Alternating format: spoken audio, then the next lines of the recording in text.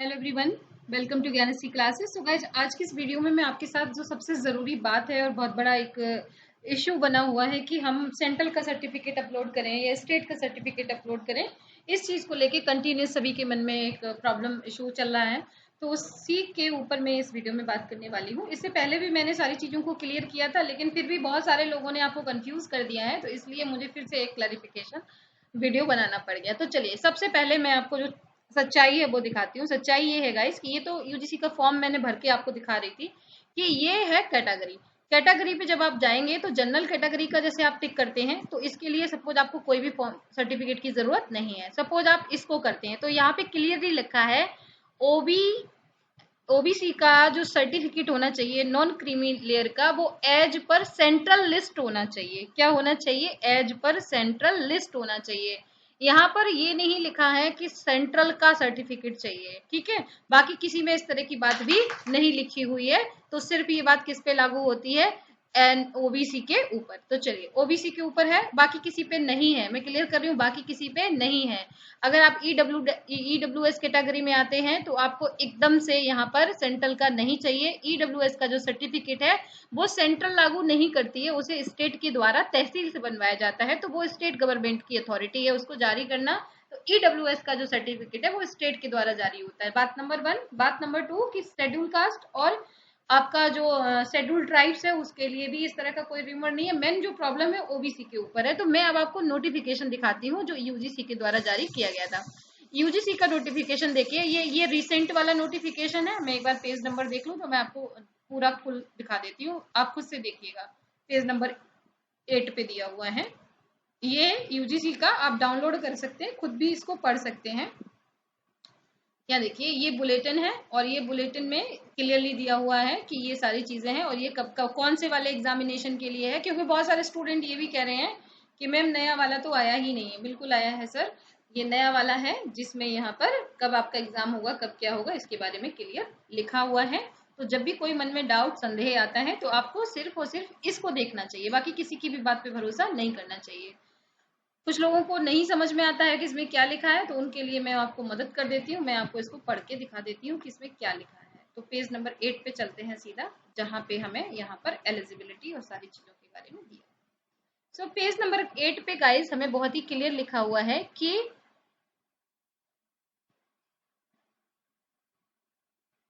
Age limit and relaxation. तो age limit के पे मैं ऑलरेडी वीडियो बना चुकी हूँ। अब हम सीधी सीधी बात करते हैं कि यहाँ पर जो रिजर्वेशन है वो रिजर्वेशन के ऊपर। तो रिजर्वेशन में पहली बात तो 15% एससी के लिए है, 77.5 जो सीट है एसटी के लिए है, 27% seat OBC non creamy layer के लिए है। ठीक है, ध्यान रखिएगा, नॉन क्रीमी। और यहाँ पे इन्होंने क्लियरली लिखा है कि कैंडिडेट एज पर सेंट्रल लिस्ट, यानी कि आपकी जो कास्ट है वो सेंट्रल लिस्ट के अकॉर्डिंग होनी चाहिए, स्टेट लिस्ट के अकॉर्डिंग नहीं होनी चाहिए। मान लीजिए कि अगर आपकी कास्ट स्टेट में तो ओबीसी है पर सेंट्रल में नहीं है, तो आपको उसका लाभ नहीं मिलेगा। बस ज्यादा से ज्यादा इतना होगा कि आपको उसका बेनिफिट नहीं मिलेगा। अब मान लीजिए कि यहाँ पर आप ईडब्ल्यूएस कैटेगरी के हैं, तो आपका जो सर्टिफिकेट है वो तहसील से ही जारी होता है, स्टेट को ही अथॉरिटी। इसकी वैलिडिटी अलग अलग होती है, किसी किसी स्टेट टू स्टेट में 6 मंथ होती है, बाकी सभी मोस्टली स्टेट में इसकी वैलिडिटी 1 ईयर है। किसकी बात कर रही हूँ? ईडब्ल्यूएस सर्टिफिकेट की।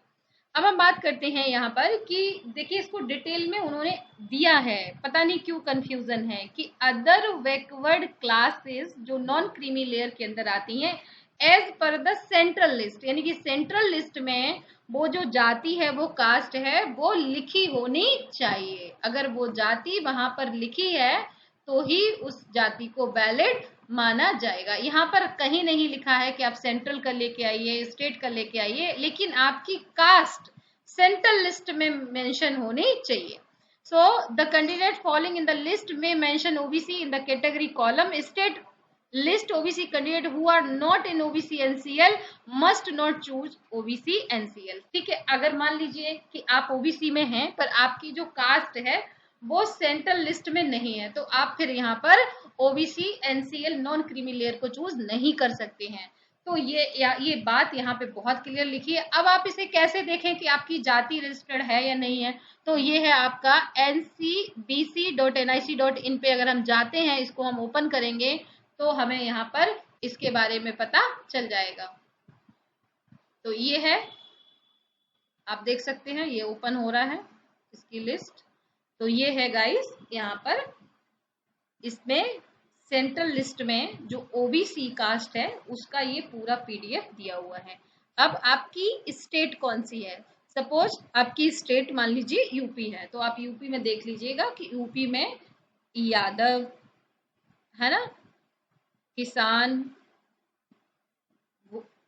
गुजर, गिरी, जोगी, जो इतनी सारी जो कास्ट हैं, टोटल 76 जो कास्ट हैं वो रजिस्टर्ड हैं एज ए ओबीसी।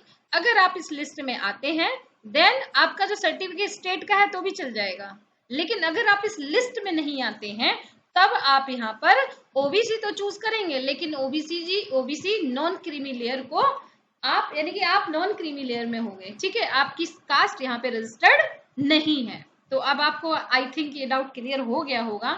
अब मान लीजिए फिर भी मन में डाउट है कि फिर भी आपको लग रहा है कि पता नहीं क्या होगा आगे चलकर, तो मेरा एक सजेशन है आपको कि आप क्या करिएगा कि आपने जो भी सर्टिफिकेट अपलोड कर दिया है कोई बात नहीं, कैटेगरी में चेंज कभी भी हो सकता है, इसीलिए मैं साथ साथ यूजीसी का फॉर्म भर के भी दिखा रही हूँ आपको।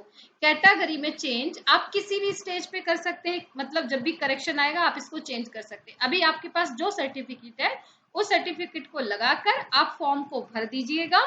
अगर आपकी इसमें है कास्ट तो, अगर नहीं है तो कोई बात नहीं, और उसके बाद फिर आप इस सर्टिफिकेट को सेंट्रल से बना लीजिए, और बनाने के बाद फिर आप इसको अपलोड दोबारा से कर दीजिएगा। यानी कि अगर आपका स्टेट का अपलोड होकर फॉर्म भर भी गया है और आपको लगता है कि आप सेंट्रल का बनवा सकते हैं, तो आप जो भी बीच में गैप है इतने दिनों में अपना सेंट्रल का बनवा के, और जब करेक्शन विंडो ओपन होगी, और करेक्शन विंडो में आपको दिखा देती हूँ यहाँ पर कि कब करेक्शन विंडो आपकी ओपन होगी, ये डेट भी ऑलरेडी यहाँ पर मेंशन है कि जिस दिन आपकी ये जो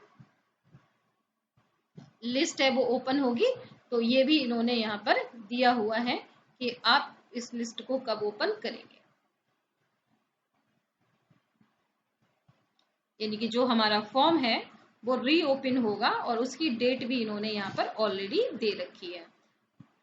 यानी कि करेक्शन जो फॉर्म है आप देख सकते हैं, आप इस फॉर्म को 30 से 31 अक्टूबर को चेंज कर सकते हैं, यानी कि 30 तारीख से लेके 31 अक्टूबर के बीच में आप इस अपने फॉर्म को करेक्शन कर सकते हैं, और तब तक आपका 1 वीक में बन जाता है, 1 से 2 वीक में आप इसको बनवा भी सकते हैं, और इससे आपके मन में डाउट भी नहीं रहेगा और आपकी समस्या का भी समाधान हो जाएगा। तो मेरे हिसाब से यही सबसे ज़्यादा बेस्ट सॉल्यूशन इसका हो सकता है।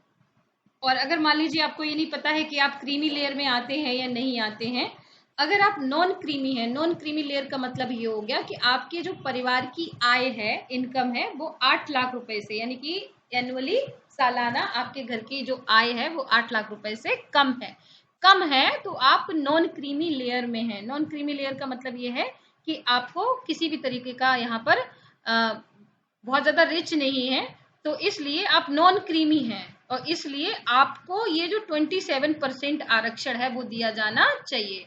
और मान लीजिए आप अच्छे खासे रिच हैं, आपकी सैलरी, आपके घर की जो इनकम है वो 8 लाख से ज्यादा है, तो इसका मतलब है कि आपको इस आरक्षण की जरूरत नहीं है। अगर ऐसा है तो फिर आप जनरल में काउंट होंगे। और क्योंकि यहाँ पर देखिए फॉर्म में क्लियरली क्या दिया हुआ है, यहाँ पे अगर हम फॉर्म को देखेंगे तो फॉर्म में गाइस बहुत क्लियरली यहाँ पर कितनी कास्ट दी हुई है, एक दिया हुआ है जनरल कैटेगरी, दूसरा दिया है यहाँ पे ओबीसी एनसीएल यानी कि नॉन क्रीमी लेयर, और वो भी कौन सी लिस्ट के अकॉर्डिंग, सेंट्रल लिस्ट के अकॉर्डिंग, और बाकी scheduled tribes, general EWS and scheduled caste. तो यहाँ पर ओबीसी सिर्फ ओबीसी नहीं लिखा है, दैट मीन्स कि अगर आप यहाँ पर सिर्फ ओबीसी हैं और आप इस लिस्ट में नहीं आते हैं, देन आप अपने को जनरल में ही काउंट करिएगा, फिर आपको ये 27% का आरक्षण या रिजर्वेशन नहीं मिलेगा। तो ये सारी डिटेल्स थी जो मैंने आपको दी। फिर भी कोई डाउट रह गया है तो आप बिल्कुल पूछ लें, और मैं आपको एक चीज दिखा भी देती हूँ, अगर आपको फिर भी लगता है कि आपको डाउट है तो आपको मैं ये चीज खुद से दिखा देती हूँ कि आप खुद से समझिए कि आपको अपने आप चीजें समझ में आएंगी। तो EWS